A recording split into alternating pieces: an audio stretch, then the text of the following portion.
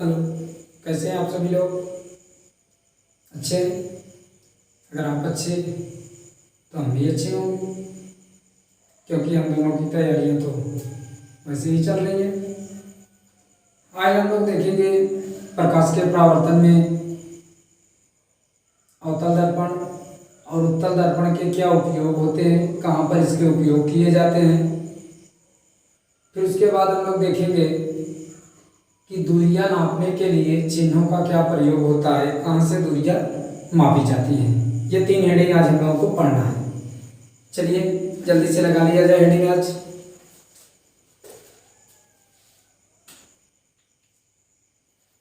पहले लिख लेते हैं हम लोग अवतल दर्पण का उपयोग।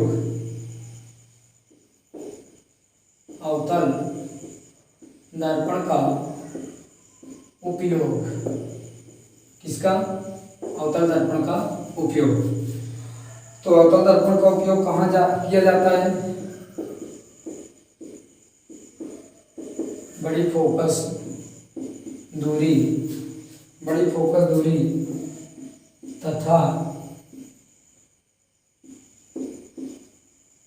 बड़ा द्वारक, बड़ी फोकस दूरी तथा बड़ा द्वारक का अवतल दर्पण दाढ़ी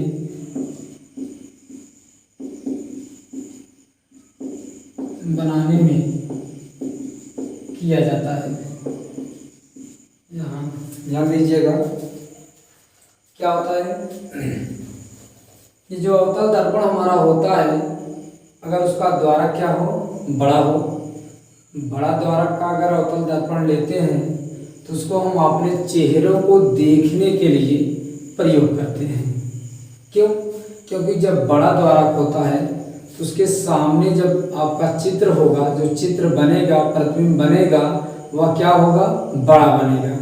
अगर द्वारक छोटा होगा, दर्पण छोटा होगा, तो उसका जो प्रतिबिंब होगा वह भी क्या होगा? छोटा होगा। और दाढ़ी बनाते समय आप देखते हैं कि जो बाल होते हैं वो बहुत पतले होते हैं। और अगर आप बड़ा द्वारक का दर्पण नहीं लेंगे, अवतल दर्पण, तो आप दाढ़ी बनाते समय आपको प्रॉब्लम होगी, आपके बाल दिखाई नहीं देंगे। दूसरा,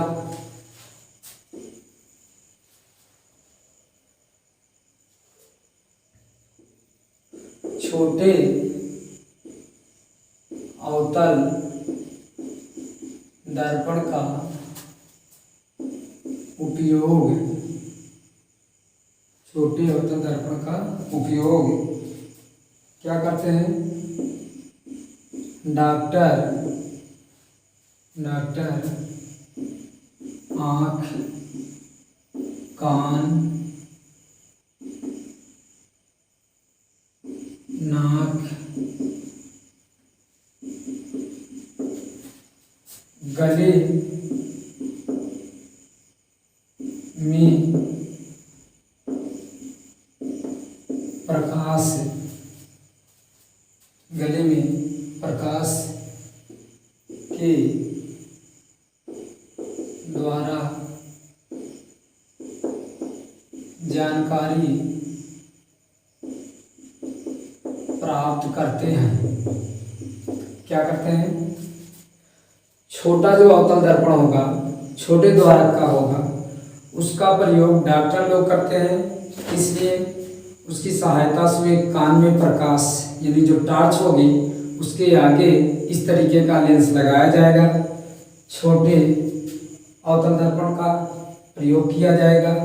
जब छोटे अवतल दर्पण का प्रयोग किया जाएगा तो वहाँ से जो प्रकाश किरणें निकलेंगी वह वहाँ पर सीधा आसानी से पड़ेंगी, ताकि वस्तु उनको आसानी से दिखाई दे सके। यानी कान के अंदर, गले के अंदर, नाक के अंदर जो भी जानकारियाँ उनको प्राप्त करनी है, वहाँ पर प्रकाश क्या होगा? सीधा जाएगा और वहाँ से वो आसानी से जानकारी प्राप्त कर सकते हैं। वहाँ से आसानी से जानकारी प्राप्त कर सकते हैं। तीसरा क्या हो जाएगा? तीसरा ये हो जाएगा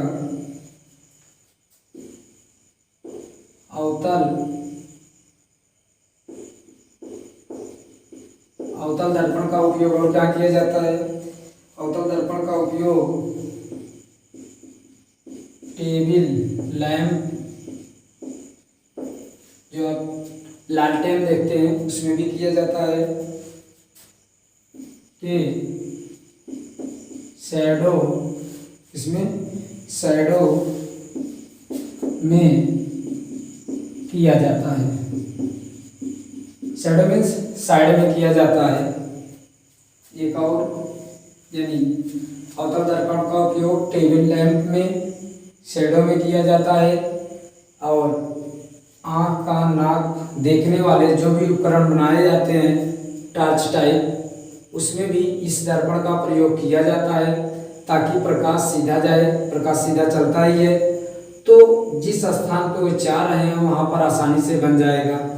अगर ये बड़ा अवतल दर्पण लेंगे, बड़ा द्वारक का लेंगे, तो इससे जो होता है प्रतिबिंब आपका बड़ा बनेगा, और जब प्रतिबिंब आपका बड़ा बनेगा तो आप आँख कान गले के अंदर के प्रतिबिंबों को उतनी आसानी से आप देख नहीं पाएंगे। अगला चौथा पॉइंट है मोटर कारों। किसमें? मोटर कारों, रेल के इंजनों,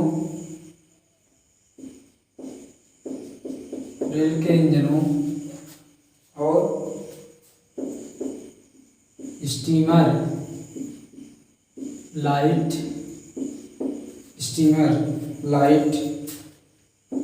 तथा सर्च लाइट में किया जाता है। कहाँ किया जाता है? सर्च लाइट में। देखिए, मोटर कारों, रेल के इंजनों, जो रेल के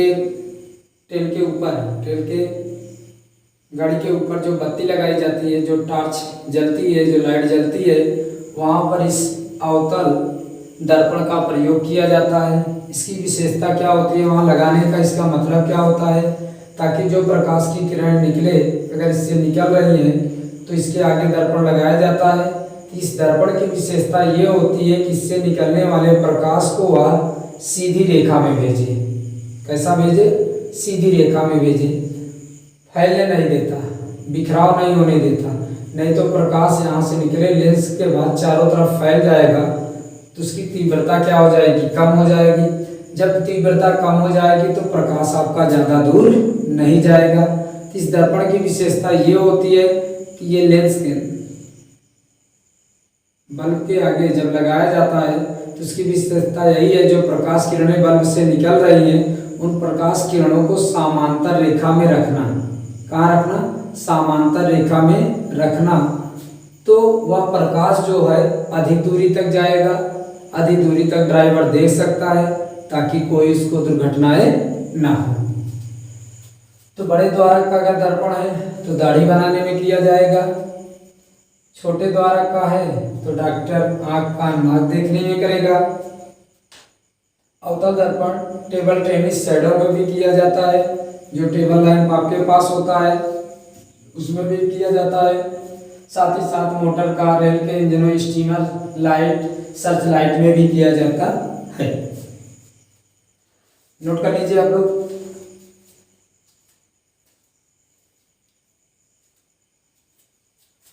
नोट हो गया?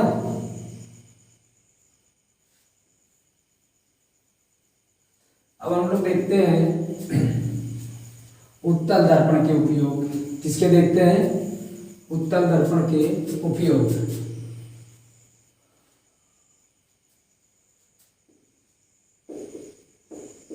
उत्तल दर्पण के उपयोग किसके देखेंगे? उत्तल दर्पण के उपयोग। आइए उत्तल दर्पण में देखते हैं क्या है। अगर उत्तल दर्पण की बात हम लोग करते हैं,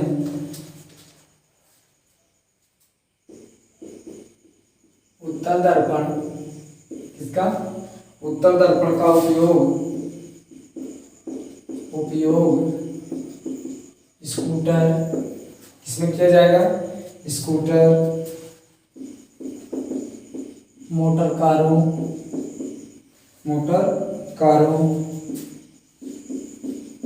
आदि वाहनों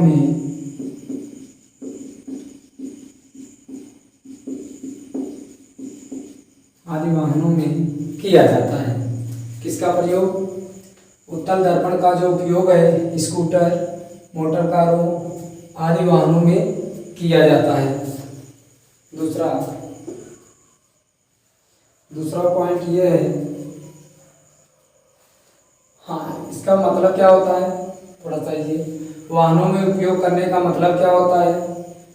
तो इस दर्पण की विशेषता ये होती है कि यह प्रतिबिंब को सीधा बनाता है। कैसा बनाता है? सीधा बनाने का, जिससे पीछे की ओर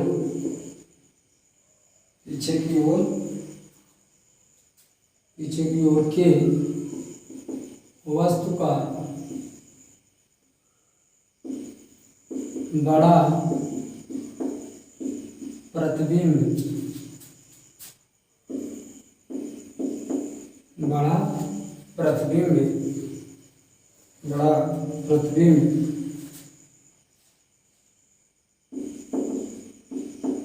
स्पष्ट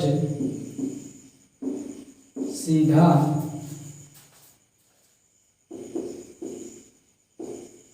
दिखाई पड़ता है। क्या होता है? जब उत्तल दर्पण का उपयोग किया जाता है स्कूटर, मोटर कार आदि वाहनों में, तो इससे होता क्या है, जो उनके पीछे वस्तु आ रही होती है, गाड़ी चल रही होती है, मनुष्य चल रहा होता है, वगैरह वगैरह, जो भी चीजें होगी, उस वस्तु का बड़ा सा प्रतिबिंब बनेगा, स्पष्ट बनेगा, सीधा बनेगा, और जब सीधा बनेगा तो उसको अच्छी तरीके से दिखाई देगा, ताकि वह दुर्घटना से बच सके। दूसरा, उत्तल दर्पण का उपयोग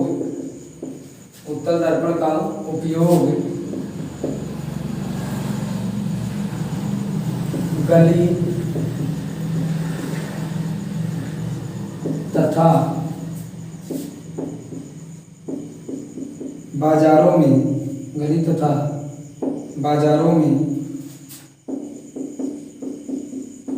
लगे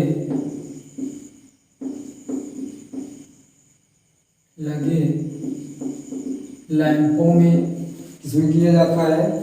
लैंपों में परावर्तक पृष्ठ के रूप में किया जाता है। परावर्तक पृष्ठ के रूप में किया जाता है। ये दो उपयोग लिख लीजिएगा।